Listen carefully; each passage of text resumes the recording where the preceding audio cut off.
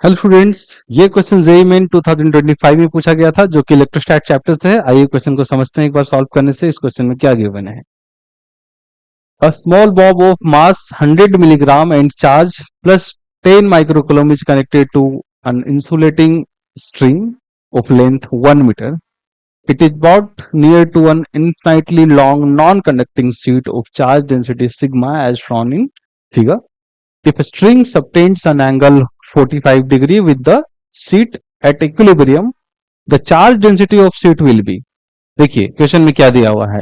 एक सीट है जिसपे कि इस तरह से एक सीट है और फिगर भी दिया हुआ है क्वेश्चन में।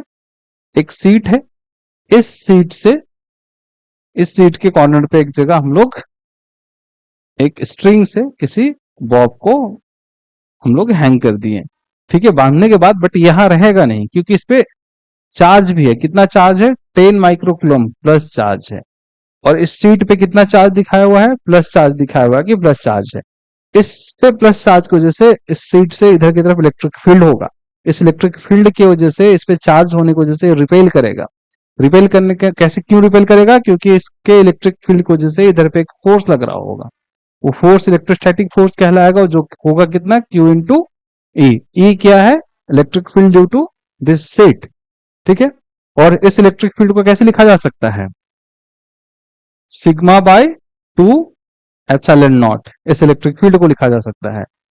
अब चूंकि ये इक्विलिब्रियम में है, इस मतलब इसमें नेट फोर्स जो भी होगा उसे ऐड करेंगे तो जीरो होना चाहिए। तो पहले सबसे पहले हम पता करते हैं कि इसमें नेट फोर्स कौन कौन से लग रहे हैं। तो कौन कौन से नेट फोर्स लग रहे हैं? एक नीचे की तरफ लग रहा होगा, क्या लग रहा होगा? mg, और एक है टेंशन। टेंशन का दो कंपोनेंट लीजिए, एक वर्टिकल कंपोनेंट, अगर ये थीटा है तो ये भी थीटा होगा, और ये कितना हो जाएगा? t cos थीटा, और इधर की तरफ एक कंपोनेंट होगा t sin थीटा। ठीक है, अब नेट फोर्स हमें जीरो करना है। वर्टिकल वाला फोर्स और हॉरिजॉन्टल वाला फोर्स को अगर हम वर्टिकल को अगर ऐड करते हैं तो जीरो होना चाहिए, अगर हॉरिजॉन्टल को ऐड करते हैं तो भी जीरो होना चाहिए। मतलब इसे हम लोग लिख सकते हैं t cos theta is equal to mg।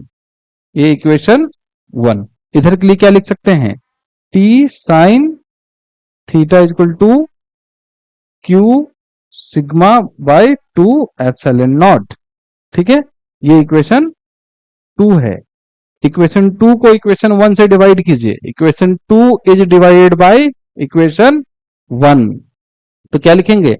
t से t कट जाएगा, sine theta by cos theta, tan theta. Tan theta is equal to, वो क्या लिखेंगे? q sigma by 2 epsilon naught divided by mg। ठीक है, अब टेन थीटा की वैल्यू पुट कीजिए। टेन 45 कितना होता है? 1। Q sigma by 2 epsilon naught by mg। यहां से हमें सिग्मा की वैल्यू निकालना है। 1045 की वैल्यू 1, इधर ले जाएंगे तो कितना हो जाएगा? 2 sorry mg into 2 epsilon naught by q is equal to sigma.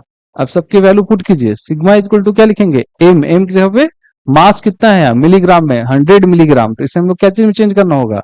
10⁻⁶ KG में होगा ये। ठीक है, इंटू 2 इंटू एप्सिलॉन नॉट की वैल्यू कितना है? 8.85।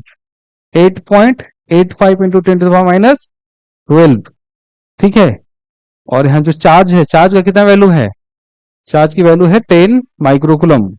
10 इंटू 10⁻6 कुलम। ठीक है, यहाँ देखिए ये था 10⁻6 होगा यहाँ, तो 10⁻6 से 10⁻6 कट गया, और एक जीरो से यहाँ एक जीरो कट गया। ठीक है, और यहाँ कितना बचा? 2 इंटू